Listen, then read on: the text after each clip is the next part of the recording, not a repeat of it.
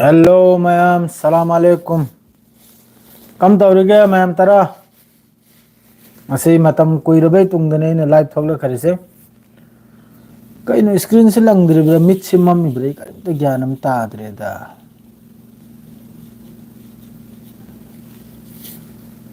मिट मम्मी मारे मवंग से हजिकता तुम्बदे होगतपनिना अदो मैम रोजा से कम कम तौनरिमनो मणिपुर लोंगी ई पाव करिनो अदरदी आइगी सब्सक्राइबर महैगी करी करम पावनो ई पावनो तो हाइबिरो लादी कनागुम्बा लैब तारगदी लेरमगना हाइबदी थाजद्रे करिगदी पुंग निपाल मखाई यौखरे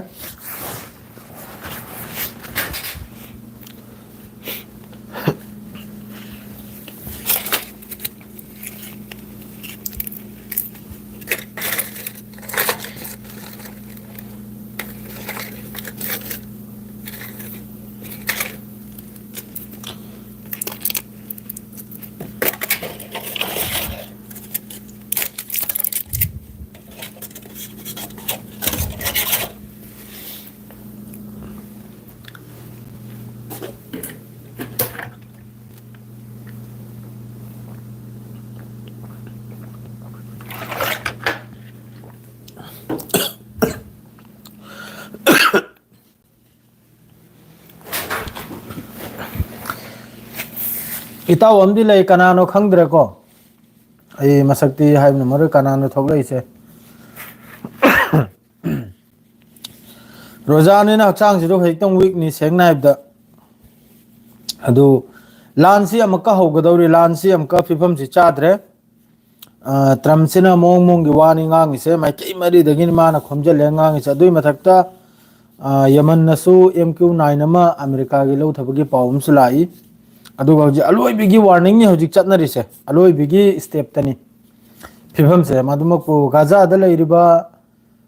अल कासिम माद्रेदी हमास असि के तरफ ता आइखरा मोहइसु रेडी ने लान की दमकता अदुगा वा ngang ने निबो ओइरदी सेकंड फेज की वारी सानसे है फेज मथंगी अखोगी सिसफायर की अनीसुबा कनमदु कुमथसे है अदुनी हजि गाजा मनुंगसरे याम साथीना अद्रेदी सोम $52 बिलियन की इजिप्ट ना स्कीम पुदना लाई गाजा से नौना सेम्बई दमकता अदुगी स्कीम दु थोलकपगा हाइरकपगा लोगेदा हाबदे इजराइल ना अदुगी दु कनम तौखरे रिजेक्ट तौथोखरे मथंगदा अमेरिका नसु तौखरे अदुगी दो तौरसु मखोय हजि लैरिबे कंट्री मखैसिना मखोय कंट्री मंगा सिना गाजा से हमका नौना सागत कदौरे आबो नौना सागत पसिदे एयरपोर्ट अमसु यावरि गाजा मनुंगदा असिने चिंगो मयाममनि अदु इजराइल ना हारिमनबु अदुगी असाई कनुम मरक्सिदा 7 अक्टूबर दा लान तौखिबसे मोहय मथक्ता लान ताखिबसे हमास की तरफ तै असिगी वाफम यावदे सिने इजराइल ना हारिसिनबु अदो हजिकि सिगी कनुमसि साबा कांदा गाजा से नौना सेमलकपा कांदा सिदा हमास की करिमता खुद यावरो याबा बस फिलिस्तीन की अथॉरिटी मादरेदी सोमगी अतै इतै मखोय लांगिबा कंट्री मखैसिना सिना कनुम तौरगा हजिकि नौनम का गाजा से सेमगदरनाबा असुम तौदना अखोयना हजि लैरिसिदसु अखोयन लैरिसिदगी हजि अचाथक मखैसे लोइना हजि हानदी अखोयन लैरिसिदा अखोयगी इफ्तार से अदुम पिरम याबने मस्जिद खुदिंग दु पी मादो हंदक्ति अयामबदे सोमगी अचाथक मादरेदी इफ्तारी मोहयगी पार्टी अमा मसेजु लोइना अहमदि चटलाबने फिलिस्तीन लोमदु लोइन चंगले अदुगा हजिकसु फिलिस्तीन दा इजराइल ना फिलिस्तीन मनुंग चंगनिबा कइनोम खर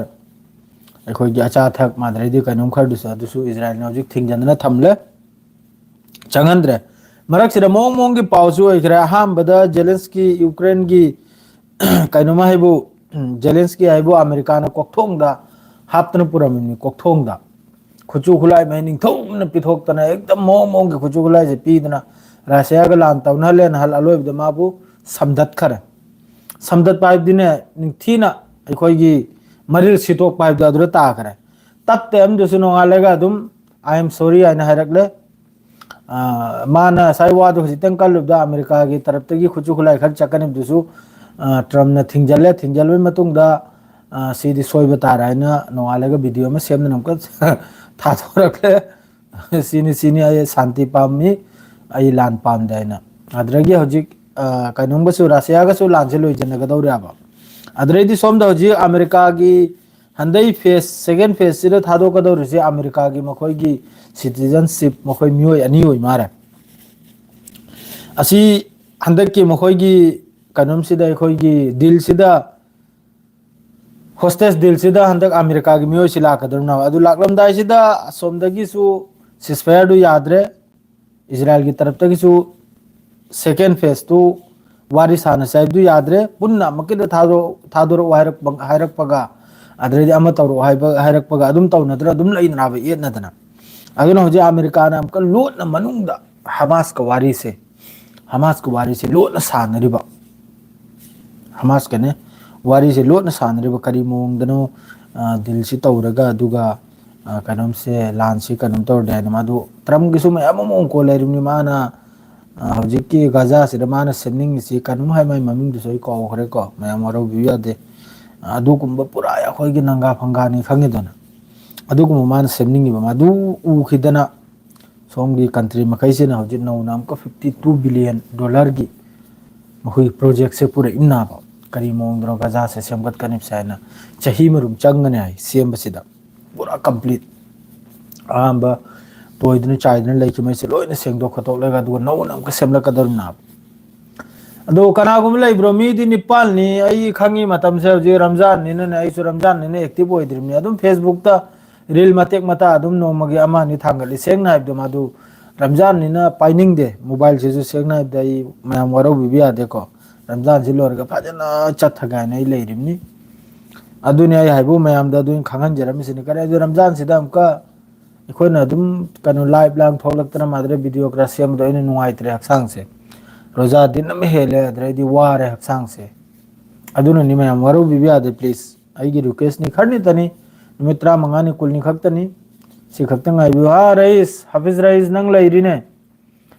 तुम द्रिब्रो इताउबे अदुना आइना अदुम कनुम तौबनिदा दो फेसबुक आईडी फेसबुक नते अजाब बुक हाइबे तारा है फेसबुक नत्रे अजाब बुक ने है दुनिया की पेन लामने कइनो चाक हाउरोइरो नंगबो याखोइदि अतुम भी लेते है हाफिज याखोइदि हौरेल चार थकलेगा ने हौरेल पुंग अहुंगिदा चार थकलेगा फजर नमाज सोलेगा अदुगा नुंगाइना तुम खिरसिना हौरेल जोहर दा होगा तौरिमनि नहीदी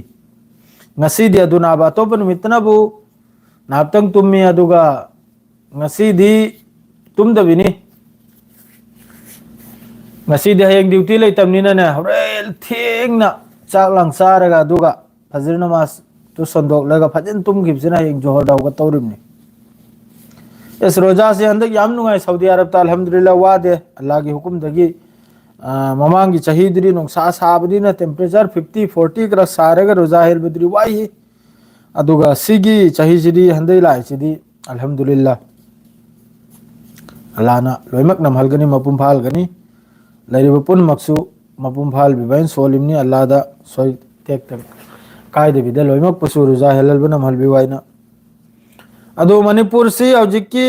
पीआर रूल दो अदुम लैरिब्रो प्रेसिडेंट रूल दो अदुम लैरिब्रो मणिपुर से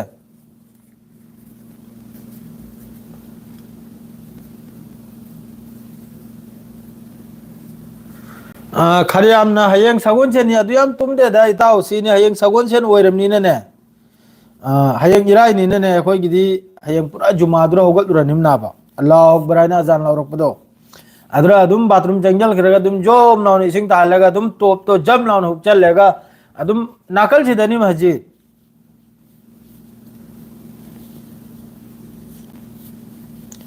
एस फेसबुक से खरने आई थोरे नोई फॉलो तौब्र तौद्र दे खंग देखो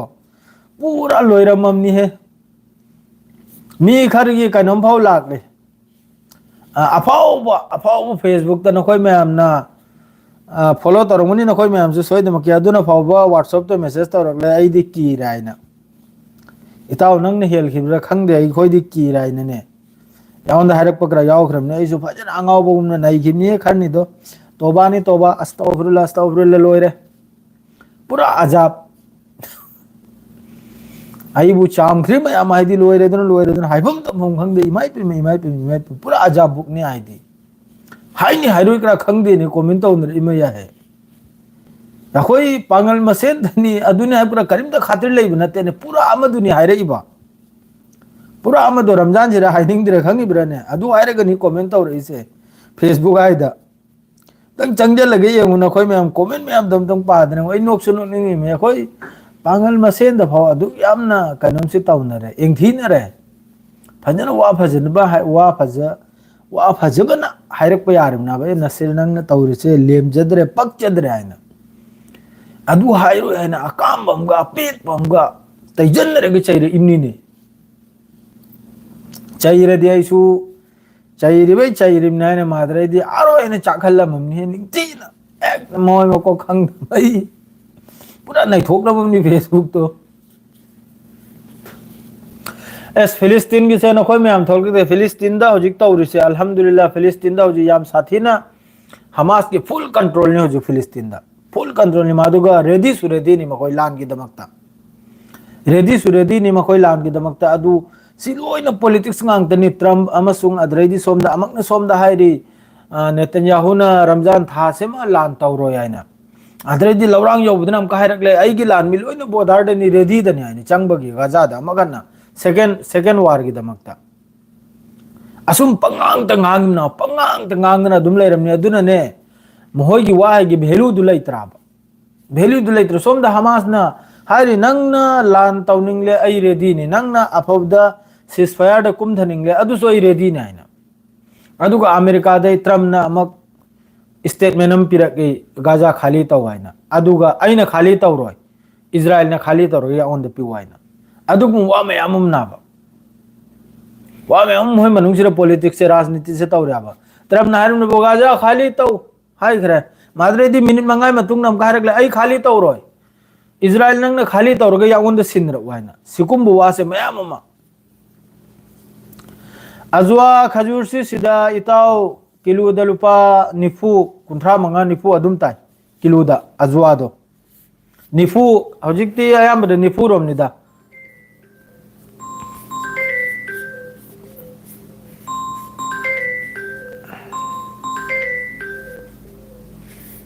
लौखलोय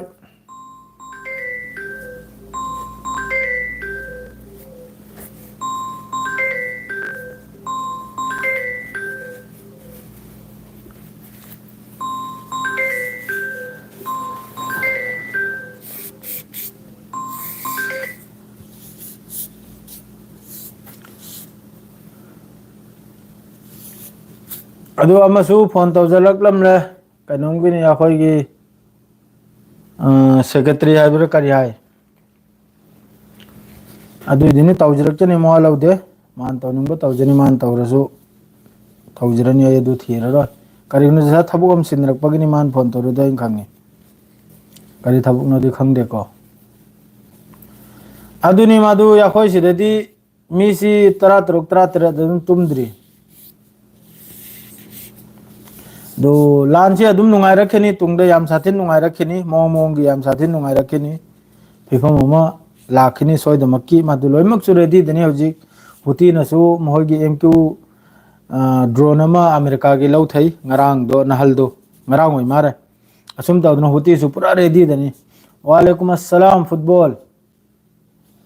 दो अमसु फोन तौजलकलमि करिगनो खंगदे अमतंग हंगजिरा नायको नापलरगा हंगे आदा घंटा मतुंगना हंगे हौजिक हंगदि याररो अदुनी हौजिक तौरिसे फिफम से माद्रेदी याम साथीना माद्रेदी अहमदे याम साथीना मोय पॉलिटिक्स से तौनरिदा माद्रे सोमदा रशिया गासु यूक्रेन गा लान से लेप कदौरी खंगिब्राने यूक्रेन हाइदोखरे आई शांति पामे हाने मादु लान से लेप कदौरी अदुमकपु मरक सिददी याम साथीना रशियाना लान से याम साथीन तकचंदना यूक्रेन से लान से हौजिक तौरे आपने याम साथीना यूक्रेन सिदा तौदनोते याम साथीन तौरी माद्रे सोमदनबु लोइमकसु रेडी नि माइके मरीदे यूरोप सो हौजिक अमतो ओइबनाइन तौखतखरे यूरोप मसेल मखै नहल ट्रम्पना जेलेंस्की बुखर चामलकपै मतुंगदा यूरोप के फ्रांस ओइगरे जर्मन ओइगरे सी मखैसिना अमक जेलेंस्की सिबु फुल सपोर्ट तौजंदना कनमगरा तौरमले नोंगालेगा अमक जेलेंस्की नमका आई अमेरिका की मनुंगदा आई थबुक सो पामी माय मनुंगदा आई लेबो पामे नमक स्टेटमेंट नमसु पिरखरे असुम तौदना मयाम होय मनुंगजिरा राजनीति से